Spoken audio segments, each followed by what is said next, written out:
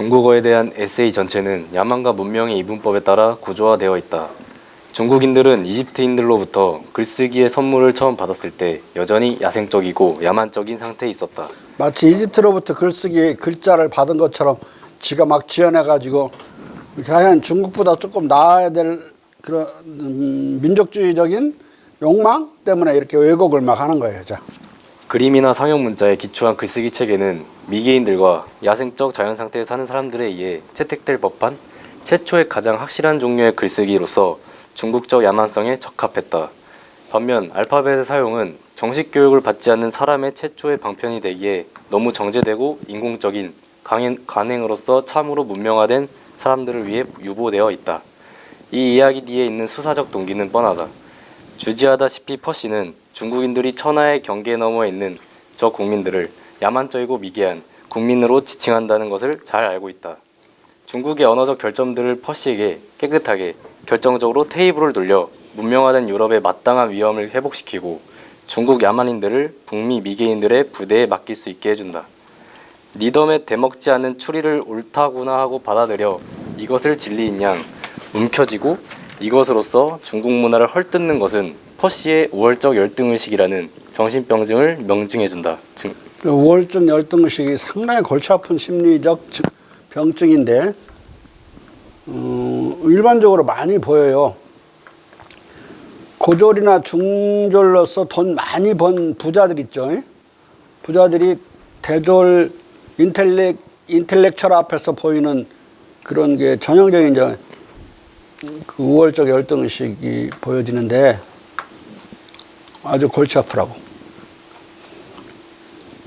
집안에서도 나타나고, 왜냐하면 집안도 세대 차이가 있으니까 아무래도 나중 세대가 더 많이 배웠죠. 위에는 뭐 돈이나 파워만 많이 가지고 있지, 학력은 딸리니까 열등감을 느끼면서도 내가 너보다 부자 아니냐 이런 식으로 나오는 거고. 아니 제일 서민을 위한 정부가 서민의 소득이 제일 많이 떨어진, 야, 이 정부 이름도 서민의 정부라고 지었잖아. 근데 소득이 제일 나빠졌어요. 지금 이 다시 제2 서민의 정부 이하에서도 빈부격차는 더 심해졌고 서민의 입지는 더 어려워졌어요. 그렇다고 중산층이 잘 사는가? 그것도 아니고 중산층도 박살났죠.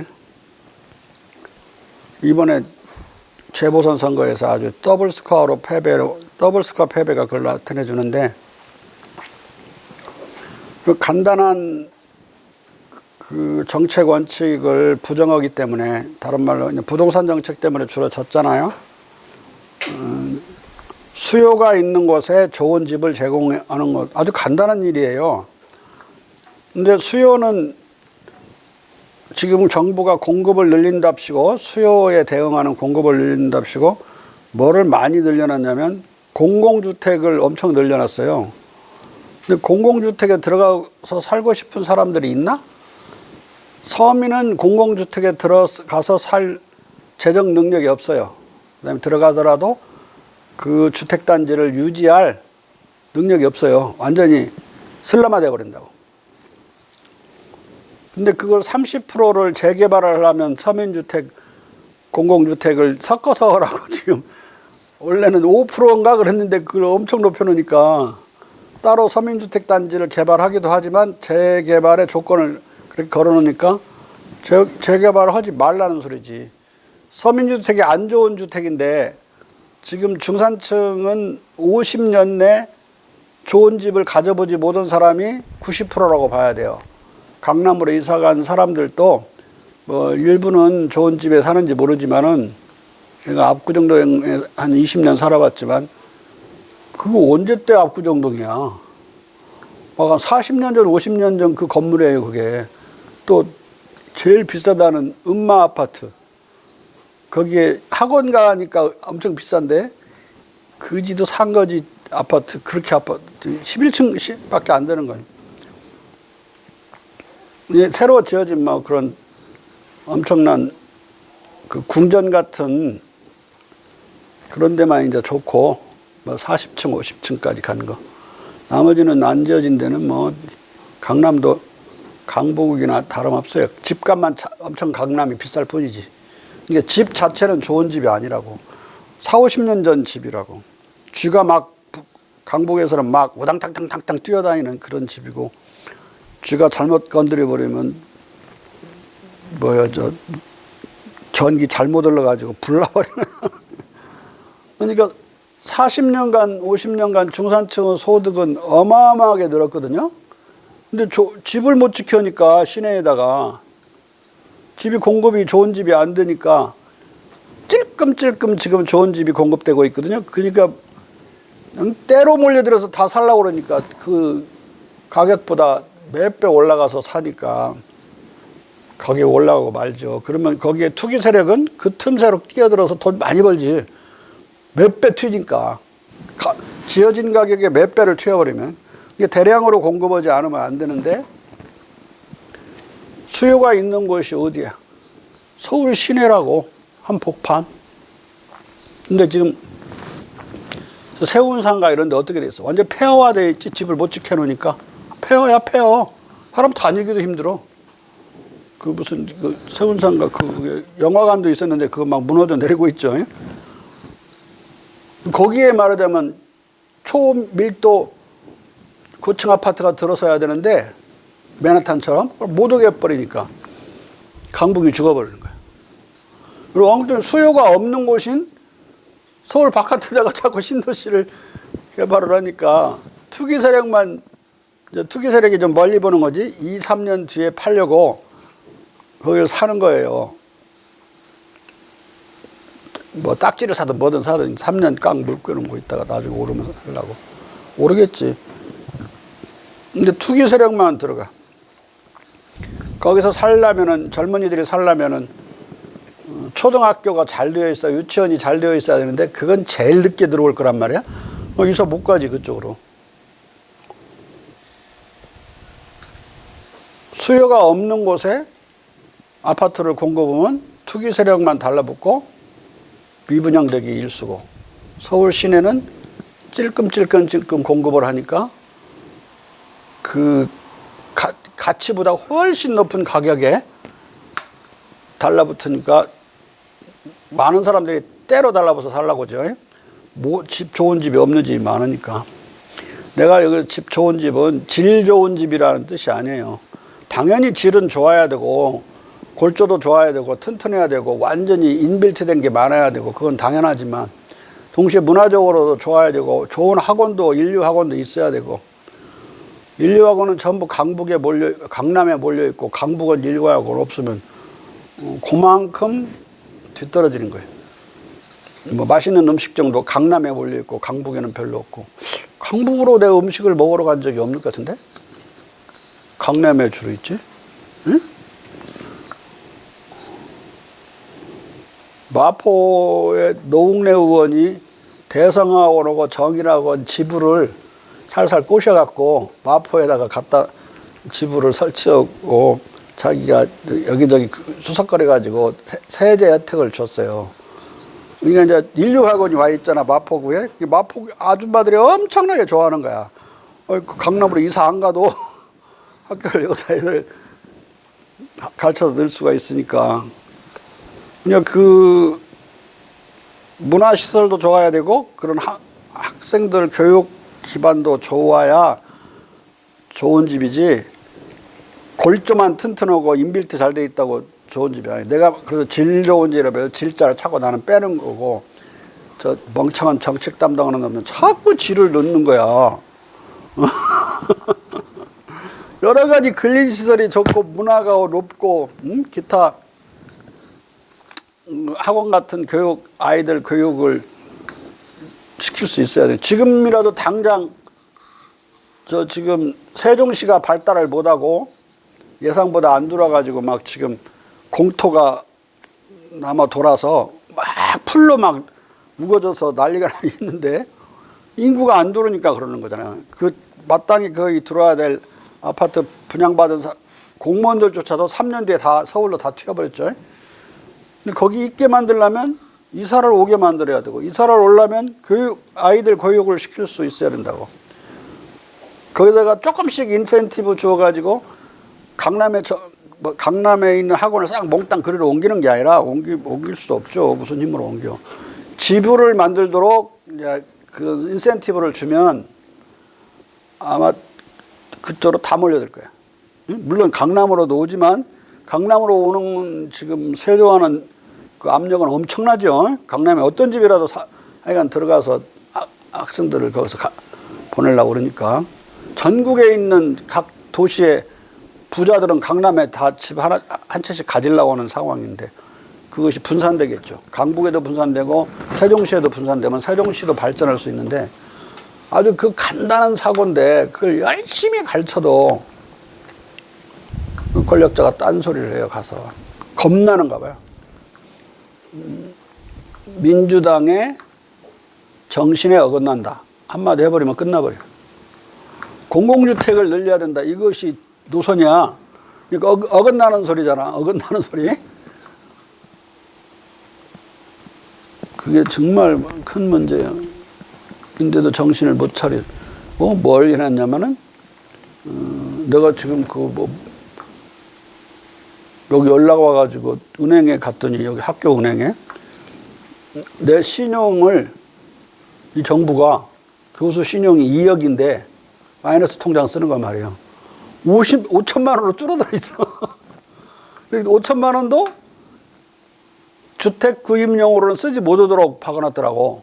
근데 그 조건이 똑같이 청년들까지 다 적용돼가지고 아니 집도 못 사게 이제 만들어버린 거죠. 근데 어떤 권력자는 자기 아들한테 2억 원 빌려줘서 집을 샀어요. 사게 만들었어.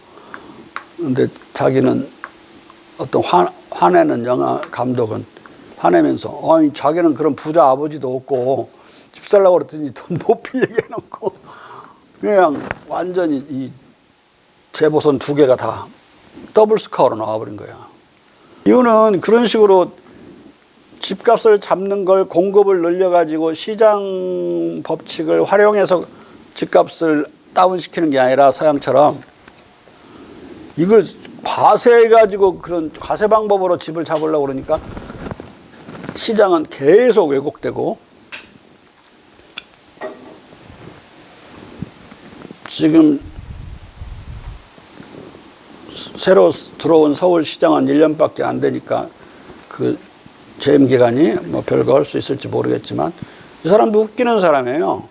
자기가 마지막 시장 모가지 날라갈 때 뉴타운을 못 오게 지가 막았거든. 정몽준하고 둘이 싸워가지고 정몽준이 저 동작구에 출마해가지고 뉴타운을 한다고 그렇게 공약을 한 거야. 그러니까 바로 뉴타운 안 된다고 막은 사람이 오세훈이거든. 그래 같은 당 안에서 싸웠어. 근데 정몽준이가 부자니까 어떻게든 동작구를 개발해 줄 줄 알고 찍었는가 본데 두 번째 여론조사 했더니 뒤집어져 있잖아. 그러니까 나경원이가 나갔지. 아슬아슬 200표인가 300표 차로 됐는데 이번 떨어져 버렸잖아요. 그 싸움이 뉴타운 싸움인데 오세훈이 안 한다고 무슨 힘으로 하려고 그러냐고 정몽준을 대들고 그런 통에 정몽준 공약이 헛공약이 돼가지고 아주 위태로웠어요. 근데 여기 정몽준 공약을 부정한 사람이 오세훈이라니까. 근데 지금 뉴타는 언제 또 이제 할란가? 뉴타는 한다고 그러니까 그냥 바로 지금 국토부에서 막아버렸지. 교통국토부에서 안 된다고. 투기 조장한다고. 집값 지금 오르는 것은 다 오세훈 때문에 오르는 거다. 지금 막 오르고 있거든. 뉴타운 한다니까 막 오르고 있어. 집 좋은 집 막 나올 줄 알고. 그러니까 오세훈 때문에 오른다고 그러면서 지금 견제하고 있어요. 종신토록 집 갖는 건 틀린 것 같아. 에? 군인들은 막 집 주나? 안 줘. 아이고, 이상한 상황이 벌어졌어요. 뭔가 저들끼리 싸우다 보면 좋은 정책이 나올지 모르게 기대를 해봐야 되겠는데. 자, 읽어봐. 그러나 중국인들에 관한 미셀 러니의 머릿말에서 나오는 성서의 역사에 대한 퍼시의 암시부터가 우리에게 그의 중국 타격 계기들이 중국에 대해 결코 공정하지 않다는 것을 상기시킨다. 하지만 퍼시에게 경이로울 정도로 아득한 태고대적 유구성에 대한 중국인들의 권리 주장을 헐뜯는 것은 동시에 성서적 연대기만이 아니라 서양 문명의 역사적 선차성도 도로 찾는 것이다. 중국의 과학과 문예가 오랫동안 본질적으로 정태적이라고 주장하는 것은 암묵적으로 베이컨, 뉴턴, 셰익스피어, 드라이든, 포프를 영국의 대주적 진보 전통의 횃불을 든 사람들로 불러내는 것이다. 그러나 이 사람들 중에도 베이컨, 포프, 뉴턴 등 상당수가 중국 열강자이거나 중국 과학 문명의 수혜자인 걸 어찌한단 말인가.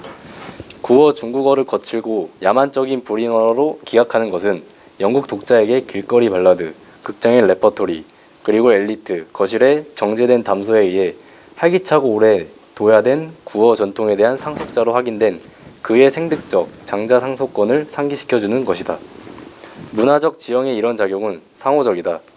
퍼시는 중국의 타자하고 격하하는 시도 속에서 영국성의 안티테제를 표현하는 비유적 용법을 깍 붙들고 있다. 지금 중국을 타자화하면서 자기들을 챙기고 이러고 있는데 이 사람은 상당히 예외적으로 이렇게 하면서 낭만주의를 만들어낸 사람이에요. 그런데 이 사람과 한두 명을 제외한 모든 영국인은 중국을 숭배하고 중국이 타자가 아니라 자기야, 자기들.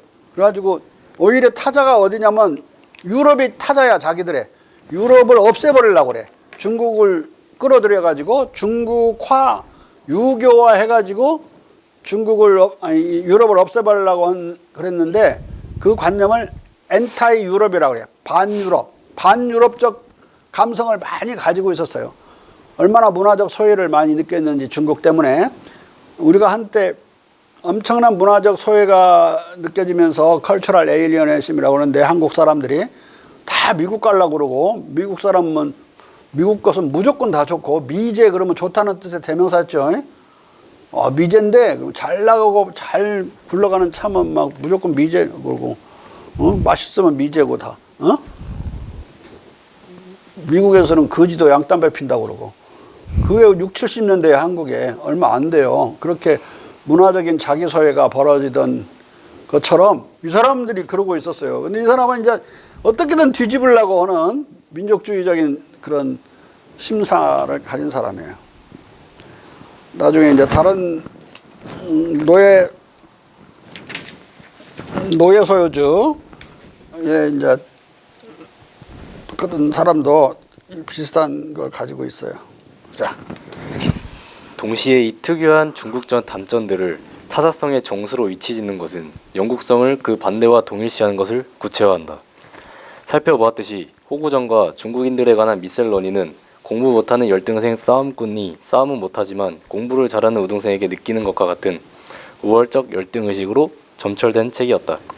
하지만 이 두 책에서 퍼시는 중국 문화의 일정한 비전을 악의적으로 해석함과 동시에 그의 옛 영국 시문의 유물에서 영국 특성의 판이한 새로운 패러다임을 발명하는 것을 예고하고 있다. 이게 우월적 열등의식으로 가득 차 있는 책인데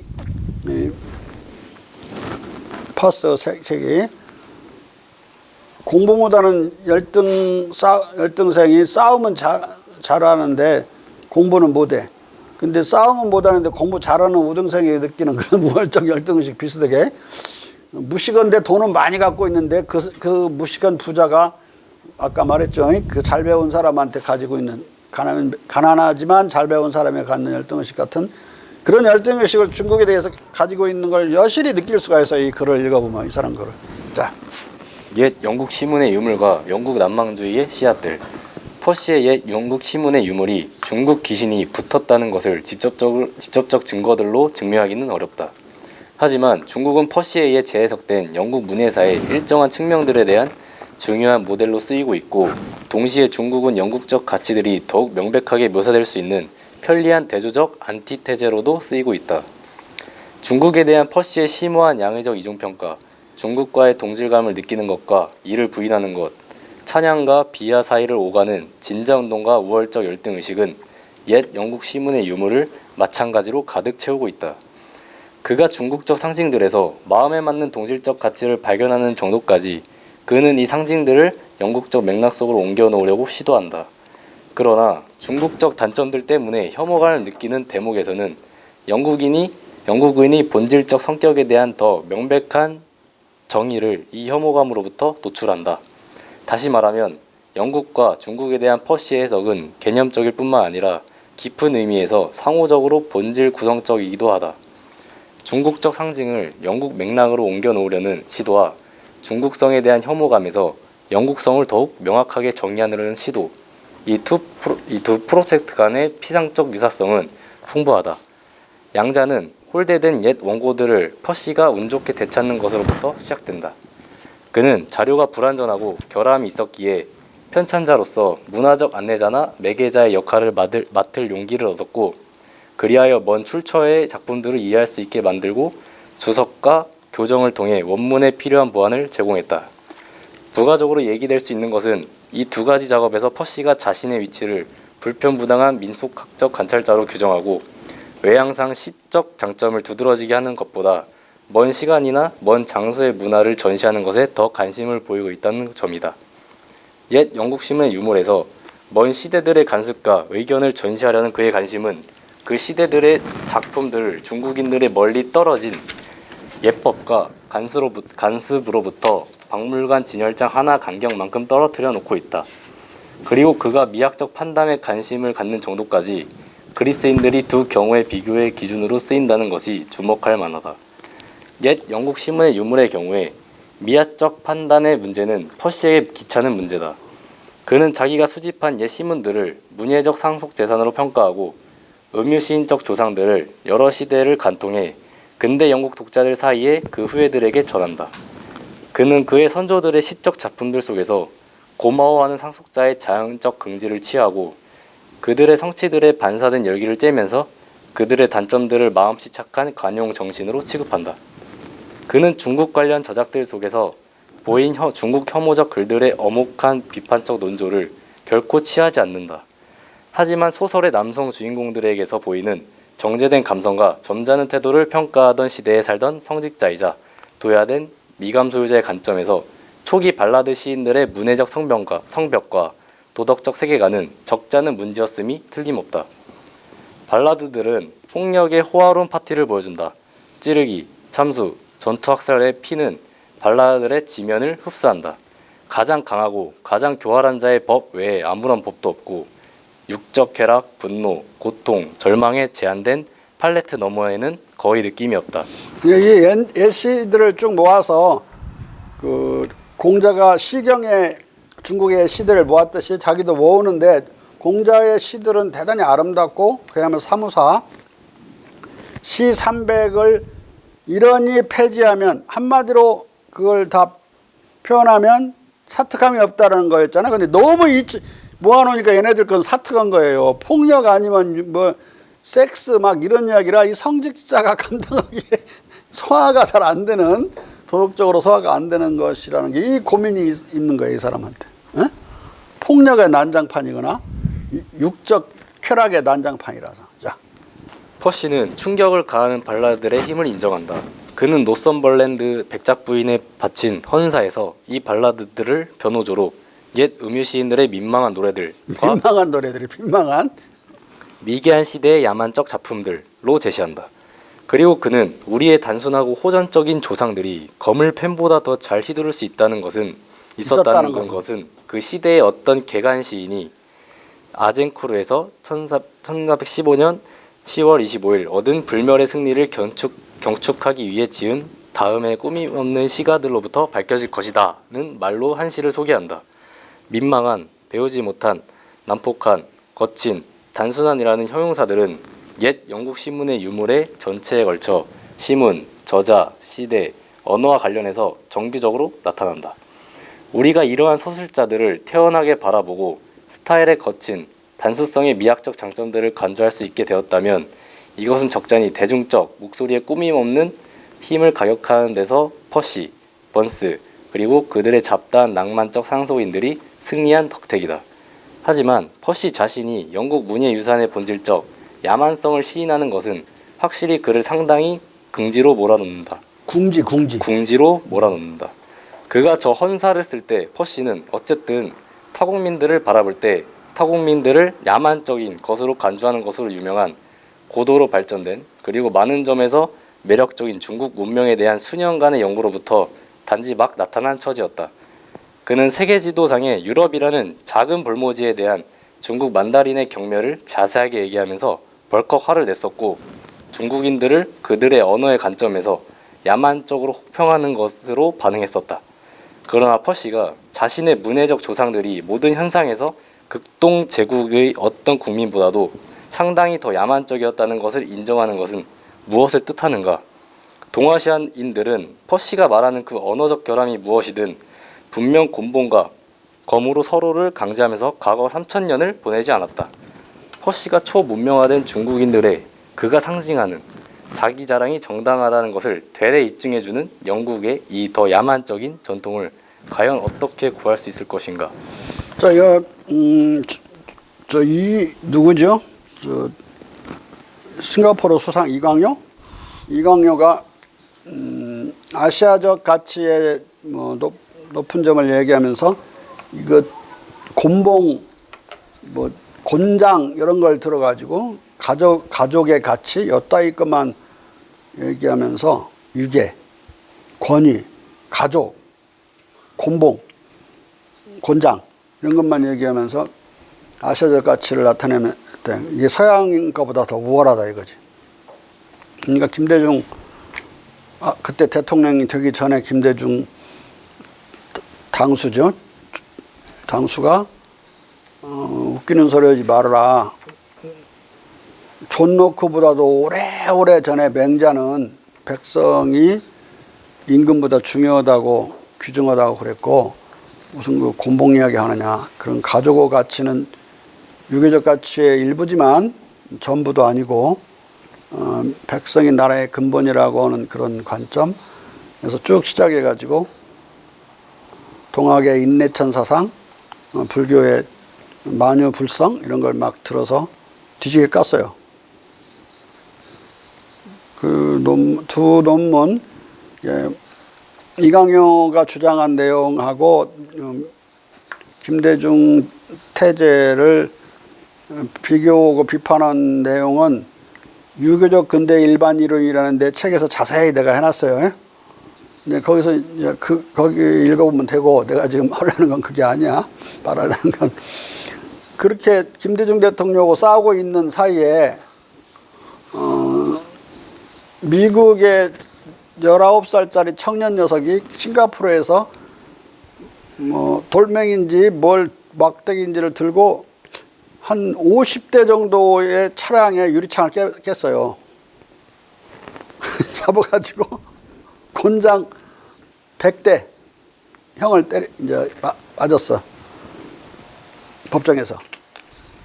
그러니까 이제 미국에서는 아니 지금 곤장이 지금 웬 말이냐. 아시아적인 가치? 아시아적인 가치 좋네. 근데 압박을 막 가했죠. 못 때리게. 근데 끝내 이광요 수상이 곤장을 때렸어요. 100대를. 그래갖고 미국이 발칵 뒤집어 버렸어. 싱가포르하고 막 적대적인 관계로 막 간 거예요. 그래가지고 또 막 그 긴장이 계속되고 있는 사이에 이광요는 자기의 아시아적 가치로 곤장을 때렸는데 그놈이 이제 맞고 돌아가가지고 한 1년 정도 있었을 때 지 아버지를 두들겨 팼어. 그러니까 이제 다시 이광요가 공격이야. 그거 봐라. 여러 자식들은 곤장을 매를 맞아야 된다고 이렇게 된 거예요. 근데 곤장의 기원을 봤더니 싱가포르는 원래 곤장 제도가 없었어. 영국인들이 곤장을 때리던 그 18세기까지의 전통과 그게 19세기까지 이어져 갖고 영국인들이 싱가포르를 점령하고 다스리면서 곤장 형벌을 도입한 거예요. 중국 게 아니라고. 나중에 이제 그게 밝혀졌어. 이건 영국 거라고. 아시아적 가치가 아니라 영국 거라고. 완전히 코미디가 돼버리는. 얼마나 코미디야. 이광요는 알지도 못하고 그게 뭐 아시아적 가치 개떡 같은 소리 계속하고 있는데 이게 밝혀지기를 영국 거라고, 영국 곤장이라고. 이게 아시아적 가치는 그런 게 아니고 유교적 가치를 그렇게 표현했는데, 유교적 가치는 그런 공자의 사랑, 인간 사랑의 인과 관용과 동시에 정의인데, 또 백성이 근본인 민본주의고, 또 백성 자치가 정치로서는 핵심적인 태제고, 자치란 말 자체가 공자님 말씀이야. 백성 치꾼이 자치. 백성은 임금을 표준으로 모시고 자치한다. 여기에 뭐 명확한 태제거든요. 그리고 성상근, 인간의 본성은 서로 가깝다. 평등 태제인데, 아예 이제 그걸 좀 더 바꿔갖고, 천하무 생이 귀자야라. 천하에 나면서부터 고귀한 놈은 없다. 뒤집은 게 아니라 좀 쌍소리로 표현하면, 왕후장상이 씨가 따로 있냐. 노비 반란할 때는 그렇게 해서. 이게 전부 공자 철학들이라고. 서양의 철학이 아니라, 이게 서양으로 전해지면서 서양이 그 개난리가 나버리는 거예요. 첫 번째 개난리가 청교도 혁명이야. 이걸 배웠단 말이야. 공자 철학 사상을. 또 중국에서는 그런 나라가 실존한다는 사실을 알았어. 그러니까 청교도 혁명에서 일반 사병들과 대령 이하의 장사병들은, 야, 우리도 투표권을 달라. 귀족들만 투표권을 행사했거든요. 그렇게 주장을 하고, 그게 인민협정이라는 거예요. People's Agreement. 그리고 4가지 원칙에 의해서, 비밀선거, 평등선거, 뭐 이런 것에 의해서 투표권을 달라. 이제 부결되죠. 크루멜이 짓밟아버리지. 청교도 혁명의 주력 안에서도 장사병과 그걸 이끄는 국회의원, 정부는 의견이 상반된 거예요, 완전히. 예? 귀족공화국을 만들려는 사람들은 귀족 외에는 정치 못하게 하려는 거니까. 뭐라고 답변을 하냐면, 대령이 대표자가 돼가지고, 우리는 여러분들 같은 더 그레이트, 그 대인들의 삶은 따로 있겠지만 대인들의 삶 못지않은 우리들의 삶이 따로 있기 때문에 우리가 동의하지 않는 정부 밑으로 들어가서 통치당하지 않겠다. 우리도 우리의 보이스를 달라. 그러니까 그에 답변을 뭐라고 했냐면, 크로멜의 사유가 아이언 뭔가 그런데 그놈이, 이 나라는 떠돌이나 정처 없이 떠다니는 방랑자들의 나라가 아니라 땅에 대한 확실한 프리홀드, 자유처분의 그런 보유령을 가진, 영지나 장원을 가진 사람들의 나라라 이거야. 너희들 같은 그 떠내기들 나라가 아니야. 그렇게 답변하면서 이런저런 거절을 해버리죠. 그러니까 거기서 청교도 혁명의 한계도 분명하죠. 그러면 거기서 갈등과 모순의 여지는 뭐가 남아있어? 공자가 말하는 왕후장상이 따로 있냐, 그것을 대변하고 실현하려고 하고, 실현했으면은 간절한 소망을 가진 장사병 이하의, 그러니까 이 농민층으로나 그 노동자로부터 온 병사들의 욕망과 열망과 그를 막으려는 귀족 간의 싸움이 청교도 혁명 안에서도 벌어졌다. 청교도 혁명이 결국은 공화국을 한 10년 하다가 망해버리죠. 망하고 왕정복고가 되어버렸네. 이게 엄청나게 지연되는 거예요. 이게 청교도 혁명으로 나타난 공화정은 귀족 공화정이었고 한계가 많은 공화정이었는데, 존 밀턴은 나이가 들어갈수록 또 공화정이 끝나가는 시점으로 갈수록 그 장사병들, 소위 네블러스라고 하는데 수평파들의 의견에 가까워져 가지고 크로멜의 비서였는데 그런 글들을 많이 남겨요. 결국 다 합쳐져 가지고 그 공화국은 어디에서 실현되느냐? 영국에서는 실현이 못 되고 미국에서 실현된 거예요.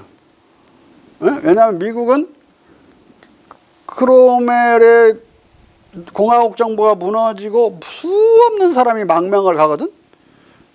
왜냐면 왕정이 복구돼 버으면 잘못하면 잡히면 죽으니까. 제일 많이 간 데가 도망간 데가 어디냐? 미국이야.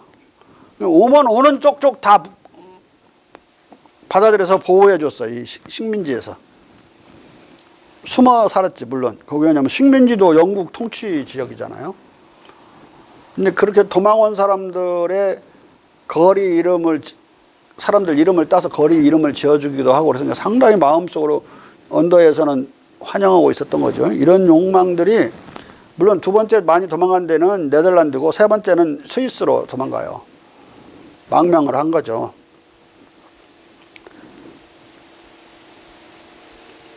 그런데 그 미국의 그 땅에서 공화국을 꿈꾸고 이제는 그냥 귀족공화국이 아니라 민주공화국을 꿈꾸던 사람들의 혁명이 미국 독립혁명이야. 그러니까 청구도 혁명은 그렇게 싸우다가 개난리가 나고 영국 내전에 1, 2차가 벌어지면서 왕은 목을 단두대에서 그냥 목을 잘라버리고 그런 개난리가 났지만 그게 유혈낭작에 했지만 실패했어요. 그런데 그럼에도 불구하고 그게 무의미하지 않고 결국은 역사는 전진해서 미국에서 민주공화국이 실현이 된다. 그러면서 민주공화국 가장 공자의 뜻에 가까운 민주공화국이 들어서는 거야. 미국에서요. 그러니까 그 미국에 벤저민 프랭클린이나 토마스 제퍼슨, 페인, 또 워싱턴, 아담스, 알렉산더, 해밀턴, 메디슨 메이슨 두 사람 다른 사람이에요. 이런 사람들은 전부 공자주의자들이었어요. 청교도 안 믿었어요. 청교도를 안 믿는 정도가 아니라 무신론자들이었어요. 그러니까 지금도 뭐 벤저민 프랭클린이 유신론자였냐 무신론자였냐 그런 책이 한 권씩 나와. 프랭클린이 무신론자였냐 한쪽에서 그렇게 주장하고 토마스 제퍼슨이 무신론자이냐 유신론자냐 그 책이 나와 있어. 논쟁은 이라고 바빠. 근데 이제 뭐 아전인수니까 청교도는 에반갈리스트라고 그러거든 오늘날이요. 청교도라고 안 하고 미국으로 가버린 청교도가 아니고 이름이 에반갈리스트로 바뀌어요. 영국에 있을 때만 퓨리타니스트야 청교도. 에반겔리스트들은 다 유신론자로 해석을 하고 애를 써요. 에? 근데 일반 무신론자 학자들은 엘리트들은 프랭클린이나 제퍼슨이나 다 그 무신론자로 해석을 하고 애를 쓰고 꼭 공자님 놓고 서양에서 유신론자로 해석하는 사람 무신론자로 자기들 이해관계에 따라 이렇게 해석하는 거예요. 우리가 이런 신이 아닌 한 이런 표현을 쓰잖아요. 소극적인 의미에서 신을 인정할 수밖에 없는 상황에 빠지는데 소금은 왜 짠 거야? 모르잖아. 중력은 왜 있어? 인력? 이런 건 모르고 그런 어떤 조물주? 상정되는 어떤 신의 영역이라고 하고 중력이 있는 것을 전제로 해서 중력의 법칙을 우리가 수로 풀고 소금이 짜다는 것을 인정하고 얼마큼 넣는 것이 짠지 얼마큼 넣는 것이 안 짠지 얼마큼 넣는 것이 맛있는 건지 그걸 연구하는 걸 그 다음 문제. 예, 그 다음 문제지 첫 번째 것을 제1차 원인을 연구하지 않아요. 그건 신의 영역이라고 할 때 그런 의미의 신은 공자님도 인정하고 제퍼슨도 인정하고 벤저민 프랭클린도 인정하고 볼테르도 인정하고 인정을 할 수밖에 없어요. 논리적인 신이죠. 근데 신이 뭐 어떻다 저떻다 막 포상을 하고 막 저승에서 그냥 천국을 보내느니 마느니 재판도 하고 막 그렇게 막 인격신적으로 나타나면 그 모르겠다는 입장을 취하죠. 그건 모르니까 말하지 않고 공자님은 괴력난신, 괴와 력과 난과 신에 대해서는 말하지 않았다. 이명인, 이익과 천명과 이익에 대해서는 천명을 알아야지 말하지 천명에 대해서는 말하지 않았다. 또 천성에 대해서 말하지 않았다. 우리가 본성으로 타고났다 이렇게 하면 되는 거고, 거기서부터 우리가 이러한 도덕 감정을 갖고 있고 이런 욕망을 갖고 있고, 그건 풀어져 나오는 것은, 발현되는 것은 우리가 말하고 논하고 도덕을 논할 수 있지만, 이 본성은 왜 생겼지? 그래 버리면 이제 그리고 천성이 얼마만큼 있는 거야? 모르는 거야. 그건 어떤 사람은 막 제비돌기를 몇 번씩 하고, 평행봉에서 그 하는 사람들 봐요. 여기 평행봉에서 우리 올림픽 대표 선수만큼 금메달 딴 사람만큼 할 수 있는 사람 있어요? 아무도 없잖아. 근데 그게 뭔가 그런 잠재적인 본성을 우리가 타고났으니까 그 사람이 그렇게 특별히 개발해서 거기까지 가고 그런 거고, 사람마다 본성 능력, 본능이 약간씩 차이가 난 걸 알 수 있어요. 왜냐면 음악을 엄청나게 잘 듣고 잘 노래 부르는 걸로 타고난 사람이 있고, 보통 부르는 사람이 있고, 보통 듣기만 좋아하는 사람이 있고. 그렇지만 음악을 다 좋아하죠. 근데 그들만큼 제대로 못 듣고, 가수는 진짜 가수예요. 그 요새 각종 노래 그거 하는 걸 들어보니까 가수하고 가수 아닌 사람하고는 완전히 차이가 나더라고요. 노래 잘하는 사람하고 가수는 완전히 다른 사람이야. 하나만 틀려도 딱 가수는 알더라고. 깜짝 놀래.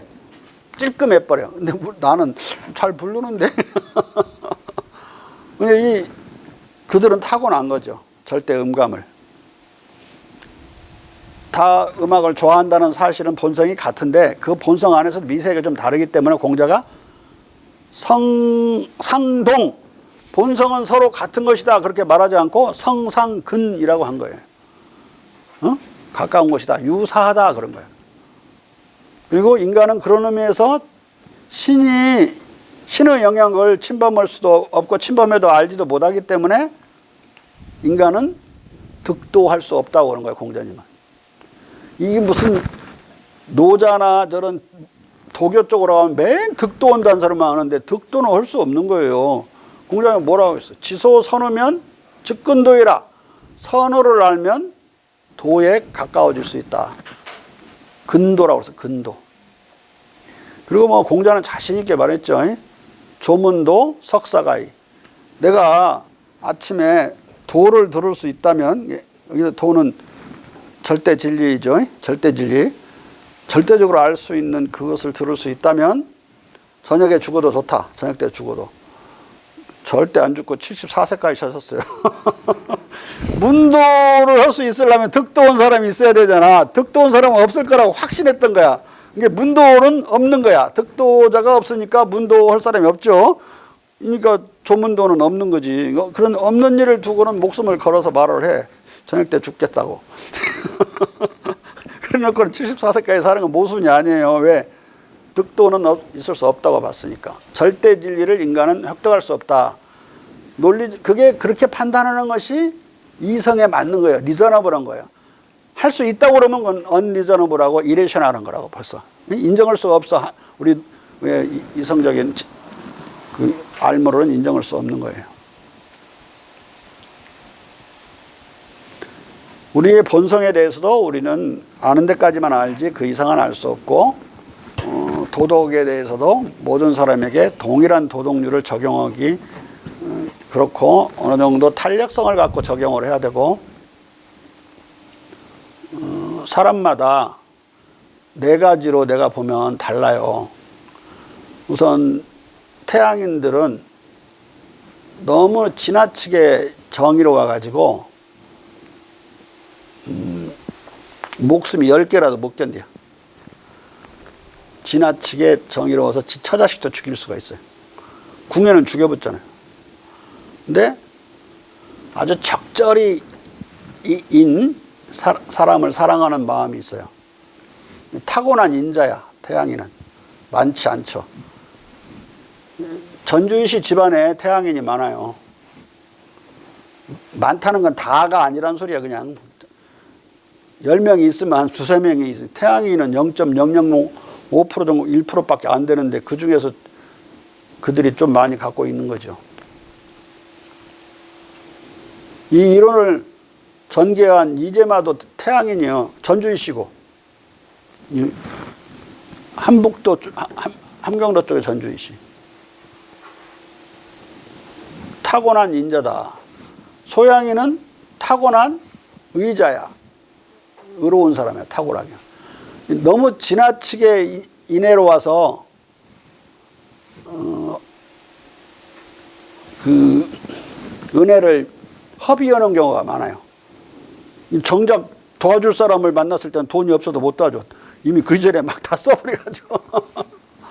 이 지나치게 중도를 가지 않고 지나치게 사랑에 넘쳐도 사랑을 제대로 베풀지 못해서 적당하게 베풀 줄 아는 태양인이 인자가 타고난 인자가 되는 거고, 그런데 정의로운 것은 그런 태양인처럼 그렇게 허비하지 않아요. 목숨 10개라도 아니라 정확하게 정의롭기 때문에 타고난 의자다. 그다음에 태음이는 지나치게 공손한 사람이에요. 과공은 비례라고 그랬죠. 공자님 말씀은 주공은 비례라고 하는 거예요. 지나칠 주자. 한번 말해줬죠. 다리족자가 풍족하다는 뜻으로도 쓰이고, 세 번째는 지나치다는 뜻으로 쓰일 때는 발음이 주로 바뀐다. 주공은 비례야. 얘가 아니라고. 근데 태음이는 지나치게 그런 공손하고 그런 경향이 있어요. 그러니까 예자는 아니지. 응? 지자라고 그래. 지자. 경제적인 의미에서 그렇게 말한 건데, 돈을 써야 될 때와 안 써야 될 때를 소양이는 낭비하는 경향이 많지만, 또 다른 사람들도 태음이는 낭비하지 않는다. 또 안 쓰지도 않아요. 응? 그러니까 타고난 경제적 지자지. 실수하지 않아. 그 점에서는 술 먹다가도 실수하지 않아. 돈 낼 때 내고 안 낼 때 안 내는 거. 소음이는 지나치게 돈을 아끼고 지나치게 지혜로워서 돈 절대 안 내. 아무 때도 안 내. 계속 없어서 못 낸다고. 지나치게 지혜로워. 돈에 관해서. 그런데 이제 예의는 대단히 중도적인 중용이야. 예의 문제성이. 타고난 예자가 소민이다. 사람마다 이렇게 조금씩 이 도덕도 좀 다르잖아요. 그런데 그것을 똑같은 걸로 상상동 그렇게 공자님이 바보처럼 하겠어요? 본성은 비슷한 것이다 그랬지 같다고 하지 않은 이유를 알아야 돼요. 그런 의미에서 인간도 인간의 본성에 대해서 가까이 가고 가까이 갈 수 있지 끝내 잡아버리는 그 본성에 관한 진리를 손에 쥐어버리지는 못한다. 득도는 못한다. 그런 의미에서 지식에 관해서 공자는 대단히 겸손한 걸 갖추고 있지만, 인간의 일정 부분을 넘어가면, 한계를 넘으면 알 수 없다는 불가지론적인 입장에서 모르지만, 신에 대해서 아는 게 없지만 신의 존재를 전제할 수밖에 없는 거, 그것까지 부정하면 멍텅구리라고 생각을 했는데,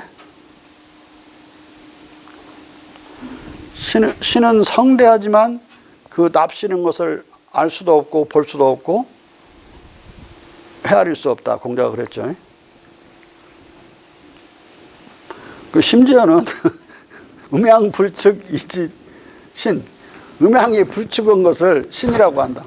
음양이 불측이란 음양이 어떻게 움직이는지 헤아릴 수 없으면 그걸 신이라고 한다고 그러면 거꾸로 돼야 되는 거 아닌가? 아예 인간의 지혜로 헤아릴 수 없는 것을 신으로 그냥 정의를 해버려요. 응? 음양불측 위지 신은 그 공자님이 한 말이야. 내가 한 말이 아니라.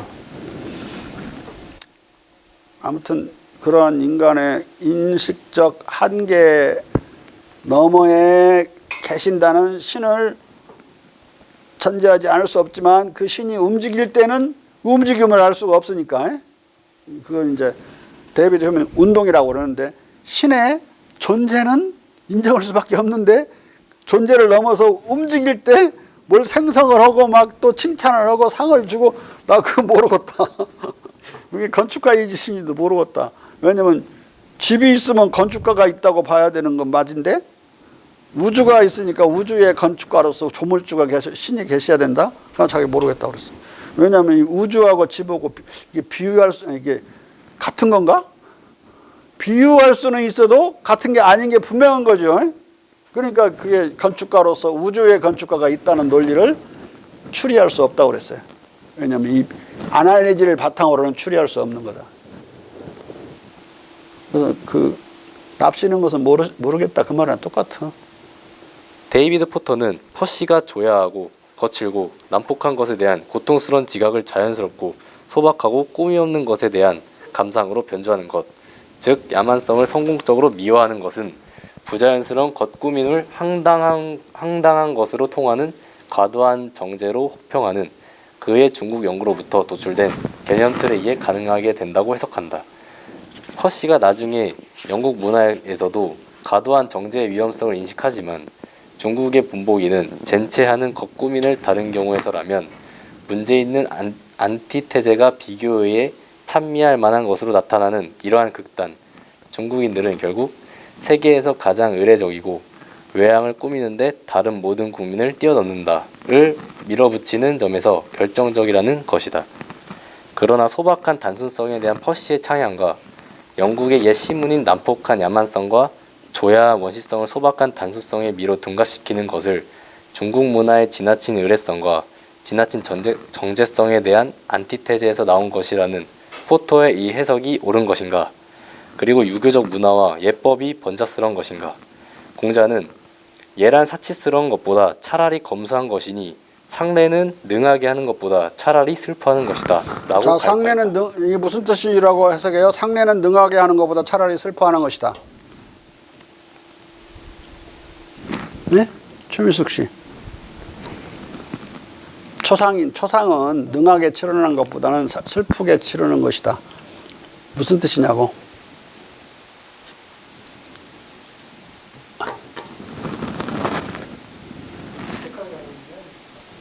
슬프게, 초상을 능하게 하는 것이, 아니, 상례는 능하게 하지 않는다는 게 무슨 뜻이야? 가식적으로 하지 말고 솔직하게 이게 쉬운 문구가 아니야. 야, 이런 사람들 많아요. 초상 잘 치렀다. 초상은 잘 치를 수가 없는 거예요. 진정으로 슬프다면 덤벙대서 잘못 치르는 것이지, 슬프면 뭐 논리적으로 하거나 뭐 제대로 조리 있게 일 못 하잖아요. 그럴 수밖에 없는 것이라고. 이건 자기에 관계되는 사람들이 죽었기 때문에 너무 슬퍼서 제대로 하지 못하지. 그렇지만은 본질적에서는 슬퍼하면 되는 거니까 그게 뭐 상례의 본질에 맞는 거예요. 상례를 번잡스럽게 하고 뭐 많은 사람이 오고 이런 것들이 중요한 게 아니고 그 본인들이 애도하는 거, 그게 본질적인 것이다 이 말이지. 잘 치렀다고 자랑도 하지 말고 잘 치렀다면 그놈은 지금 별로 슬퍼하지 않은 놈이야. 돈만 세고 있거나 사람 수만 세고 있어도 예? 공자의 말을 대로 하면 법문용례란 있을 수가 없는 거예요. 공자님이 한 말이야 다. 자. 그리고 얘가 번거로우면 어지럽다고 번예를 비판하고 그래서 대학은 반드시 평이하고 대례는 반드시 간소한 것이다 라고 갈파했다. 따라서 중국의 예법이 세계에서 가장 의례적이라는 말은 그릇된 것이다. 나아가 중국인들이 짐짓거짓으로 것을 꾸미는 것이 심하다는 퍼시의 말은 비교적 타당한지 여부를 떠나 시문에 적용하는 것은 마찬가지로 그릇된 것일 수 있다. 낭만주의는 여러 특징적 요소를 가진다. 첫째, 낭만주의는 인위적, 합리적, 기계적, 수리적, 타산적 질서와 자기적 규칙으로부터 탈피해 자유로움과 자연스러움을 지향한다. 이런 깔닥에 둘째, 낭만주의는 동시에 본성적이고 즉흥적이며 감정적이고 인간적이다. 따라서 난폭하거나 폭력적이지 않고 또 난잡하지도 않고 오히려 도덕적이다. 셋째, 낭만주의는 이 자연적, 본성적, 즉흥적, 자유원리에 충실한 까닭에 의례적으로 복잡하기보다 언제나 소박한, 본성적, 원시적 단순성을 선호한다. 넷째, 낭만주의는 큰 것보다 작은 것을 선호하고 작은 것에서 큰 것의 근거를 찾고 한 인간의 개인적 부분에서 전체의 의미를 읽어내는 것을 지향한다. 다섯째, 낭만주의는 불확실한 미래를 현명하게 잘 살아가려는 노력 속에서 선제적 지혜보다 경험적 현명을 중시하고 과거의 경험과 역사적 위인들에게서 큰 현명을 구하기 위해 오래된 것, 역사, 위인과 조상을 숭상하는 상고주의를 따른다. 러브조이는 낭만주의의 특징 중에서 인위적 질서와 자기적 규칙으로부터의 탈피, 즉 자유로움과 자연스러움에 대한 낭만적 지향의 측면이 중국적 기원을 갖는다는 것을 해명해 주었다. 퍼시는 난폭하거나 폭력적이지 않고 또 난잡하지 않은 소박한 원시적 단수성의 낭만적 선호와 오래된 것과 과거에 대한 낭만적 상고주의가 중국 문화적 기원을 갖는다는 것을 보여주는데 데이비드 포터는 이 점을 밝히고자 한다. 그러나 포터가 중국인들이 끔찍하게 번잡한 의례로 본질을 덮고 짐짓 거짓으로 겉을 꾸미는 것이 심하다는 퍼시의 말을 옳은 것으로 전제하고 소박한 원시적 단수성에 대한 퍼시의 논변이 중국의 의례적 번잡성과 거짓된 겉꾸민을 반면교사 또는 타산지석으로 삼는 것으로부터 기원한 것처럼 설명하고 있다. 거꾸로 설명하죠. 거꾸로. 오히려 그의 소박성에 대한 지향이 중국에서 온 건데 거꾸로 말을 하고 있어요, 사람이. 자. 그러나 이것은 빗나간 것이다. 중국인들은 공자가 강조하듯이 의례적으로도 소박, 단순하고 또 시경의 시들이 보여주듯이 문해적으로도 소박, 단순하기 때문이다. 의례적, 문해적, 법문 용례는 중국에서도 일관되게 질타와 경멸의 대상이었다. 이런 꾸밈없는 소박, 단순성에 대한 중국인들의 이런 일관적 지향은 궁극적으로 시 300편을 한마디 말로 다하면 사특함이 없다 라는 시경의 시 305편에 대한 공자의 평가로 소급한다. 중국 철학의 공자는 이 사무사를 사사로운 것이 전혀 없다로 약간 오역하고 있다. 퍼시는 쿠플레 편찬에 이 중국 철학가 공자도 알고 있었다. 따라서 이 사특함이 없다는 것은 오늘날 바꾸면 우리나라 말로는 사악함이 없다는 소리야. 악함이 하나도 없다. 다 선하고 또 소박하다 이 말이야. 자. 따라서 퍼시의 문예적, 소박, 단순성 태제도 중국적 법문 용례에 대한 반면교사로부터가 아니라 공자의 사무사 평론에서 유래할 가능성이 크다. 이런 가능성에서 보면 포터의 반면교사로는 그릇된 것일 수 있는 것이다. 아무튼 워즈워스가 신고전주의 시학에 획기적인 비판을 가하기 수십 년 전에 퍼시는 원시적인 것에 생존 가능한 시학을 상상하고 경축하는 것을 가능하게 만들었던 것이다. 음유시인적 시골풍에 대한 퍼시의 찬사가 그의 중국 혐오 충동을 반영한다는 포터의 해석을 어찌 생각하든 퍼시의 감춰진 중국 애호심리가 앵글로색슨 조상에 대한 그의 경건한 숭배를 변화시킨다는 포터의 해석은 유의미하다. 퍼시만큼 자기의 족보에 사로잡힌 18세기 영국인들이 개보학의 정통학 기능에 관해 가르치기 위해 중국인들까지 필요로 하지 않았을지 모르지만 옛 영국 시문의 유물을 가득 채우고 있는 고대성과 우리의 조상들에 대한 높은 존경심이 상당한 정도로 중국인들의 효심과 전통주의에 대한 퍼시의 찬양에 의해 활성화된 것은 사실인 것으로 보인다. 퍼시는 이 가치들이 중국 문명의 안정성과 수준에 기여하는 정도를 인정했다. 퍼스 자신의 민족주의 기도는 중국인들에게도 아주 잘 기여한 과거와의 경건한 동일시를 영국화하는 것에서 혜택을 얻기 때문에만 정당화될 수 있을 것이다. 영국 시문의 야만성은 그 저자들이 혈통적 존경을 받을 가치가 있는 것으로 만들어질 수 있다면 결국 용서될 수 있을 것이다. 퍼시는 자기의 귀족 칭호에 의해 시사되는 옛 시편과 순교자 유골 간의 유사성을 놓치지 않도록 옛 영국 시문의 유물 머릿말의 첫 줄에서 그것을 정교화하고 있다.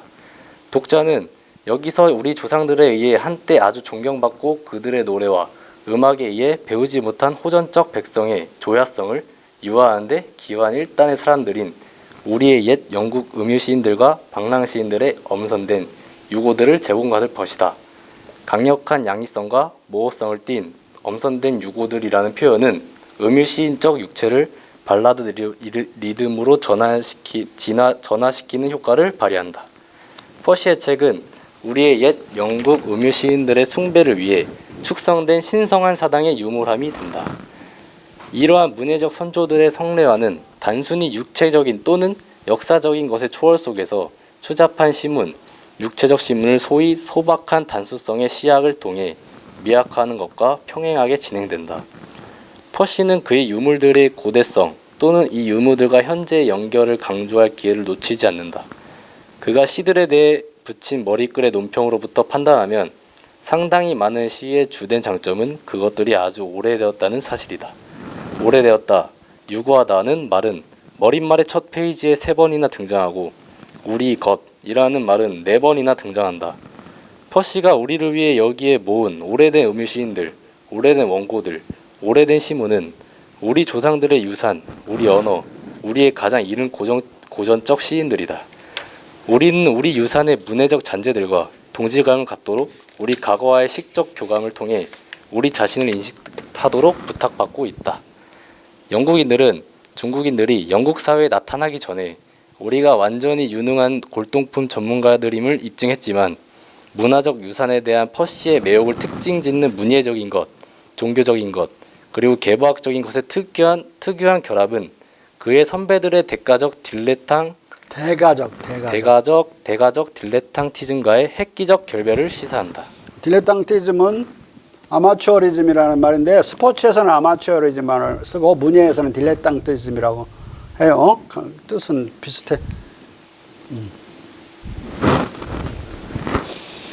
앞서 언급했듯이 퍼시는 호구전 영역본에서 가장 긴 각주를 공자에게 바쳤고 이 중국 현자에게서 친족 의식을 느낀 것으로 보인다. 이 각주의 궁극적 부분은 공자의 유산이 그가 영국적 과거의 고전적 저자들을 구축하려고 모색하는 유산에 대해서도 모델을 제공할 수 있었을 것임을 시사한다. 이것은 낭만주의가 가진 과거지향성 또는 상고주의를 이해 가능하게 해준다. 중국인들의 공자 숭배에 관한 그의 묘사를 다시 한번 인용해보자. 그의 죽음 이래 그는 중국인들에 의해 신이나 부처로서는 아니지만 우상과 구별하기 어려울 정도의 존경으로 존중되어 왔다. 왜냐하면 그는 위대한 사부, 문선왕 또는 뛰어난 지혜로 찬미되는 영웅으로 불릴 뿐만 아니라 모든 도시에서 그의 이름이 금색 글자로 새겨진 그리고 최고의 영예가 모든 유생들에 의해 그의 추념에 바쳐지는 웅장한 홀 또는 세메도에 의하면 사당이 있다. 이 사당이 우상이든 아니든 퍼시 주교는 영국인들이 중현가든의 공자를 기념하기 위해 공자사당 또는 공자의 집을 세웠다는 생각이 미치면 전율하듯 번밀했을 것이다. 그러니까 이 영국에서 중국식 정원들이 막 번져갈 때 꼭 공자의 집이라고 그래서 하우스 오브 컨푸시우스인데 우리로는 그냥 공자 사당이야. 석전제를 지내는 사당인데 걔네들이 하우스 오브 컨푸시우스라고 그랬어요. 자, 포터는 이렇게 상상하는 것은 어렵지 않다고 추정한다. 퍼시가 옛적 영국 위인들의 문해적 판테온을 축성하는 가운데 중국인들이 그들의 옛 철학적 영웅들에게 바치는 특별한 존경에 의해 그 자신이 고치되지 않았다고 상상하는 것은 훨씬 더 힘들 것이다. 포터의 이 말대로 퍼시가 최초로 설파한 낭만주의적 본질적 요소인 상고주의, 즉 유구한 과거와 골동품적 옛것에 대한 선호 성향과 소박한 단수성에 대한 지향은 러브조이에 의해 중국으로부터 유래한 것으로 규명된 영국 낭만주의의 또 다른 본질적 요소인 인위적 질서의 탈피와 자연 모반적 자유로움의 추구와 마찬가지로 중국적 기원을 갖는 것이 분명해 보인다. 단순성에 대한 추구가 낭만주의다 이런 말은 아니고 단순성에 대한 추구는 다른 데에서도 많이 나타날 수 있는 거예요. 다른 그런 사조에서도. 근데 이게 단순성에 대한 추구와 상고주의가 결합되면 이건 바로 낭만주의적인 거예요. 옛것에 대한 그 숭상이. 결국 공자는 고립된 케이스가 아니었다. 공자는 유럽 독자들에게 중국인들의 특징적 선비 문화를 대표했기 때문이다. 이 선비 문화는 수세기 동안 고등교육을 받은 학자들에게 엄청난 사회 정치적 수준의 지위를 부여해왔던 일련의 제도와 관행으로 이해된다. 퍼시가 인정했듯이 중국 신사는 경전 텍스트들의 숙달을 평가한 일련의 경쟁 시험을 통해 자기의 지위와 특권을 얻었다. 문예교육은 성공의 열쇠가 되었고 특별하게 시문적 솜씨는 가장 높이 평가되는 문학적 성취가 되었다. 퍼시는 중국 시문 수집록에서 앞서 논했듯이 이 즐거운 예술은 시문이 그들의 도덕, 종교, 정치의 첫 번째 전달 수단이고 그리고 시문이 언제나 특유의 존중과 존경으로 중시되어 온 중국에서보다 더 높은 요청을 받는 것도 없다 듣고 말했다. 그런데 슬프다. 영국인들은 결코 공자주의적 능력주의를 발전시키지 않았었고 오직 드물게 뭔가를 이룬 문사들에게만 존경을 부여했을 뿐이다. 하지만 고대의 영국인들은 퍼시가 아마 부분적으로 그들 작품의 야만성을 보상하기 위해 가급적 아첨하는 견지에서 묘사하기에 적합한 것으로 느낀 시인들을 낳았다. 중국에서 문인들에게 부여되는 사회적 지위가 전제되면 그에 의한 음유 시인들의 재해석이 그를 그토록 매혹시킨 중국적 모델과 닮은 것을 발견하는 것은 놀랄 일이 아니다. 음유 시인의 시문에 대한 퍼시의 이야기는 시인들이 최고로 군림하던 오래전 잃어버린 황금 시대를 불러일으킨다. 퍼시는 영국 방랑 시인들과 음유 시인들을 우리의 조상들에 의해 한때 아주 존경받은 일단의 사람들로 묘사한다. 그들이 엘리자베스 치세, 경멸과 홀대 속에 몰락하기 전에 시인들은 조야한 찬미를 받았다. 우리가 더 멀리 뒤돌아 볼수록 우리는 모든 켈트와 고딕 국민들의 사이에서 시가의 대가들에게 바쳐진 더 큰 존경을 느낀다. 가장 밝은 시대의 북방 삼림의 이 문사들은 퍼시가 살았던 조지 치세의 영국의 문사보다 그가 상상한 공자주의적 중국의 문사를 더 생각하게 하는 사회적 지위를 점했다. 생각나게 하는 사회적 지위를 점했다. 우리의 삭슨 조상은 그들의 형제들인 고대 덴마크인들과 마찬가지로 이 직업의 사람들을 최고의 존경심 속에서 생각하는 데 익숙했다. 그들의 솜씨는 신적인 어떤 것으로 간주되었고 그들의 인신은 성스러운 것으로 여겨졌고 그들에 대한 보살핌은 왕들에 의해 체근되었다. 그리고 그들은 도처에서 명예와 포상을 마구 받았다. 퍼시에 의하면 중국의 선비도 그들의 솜씨에 의해 존경받고 치자들에 의해 참아지고 살았을 때도 중국 뒤에도 죽은 뒤에도 존경받는다.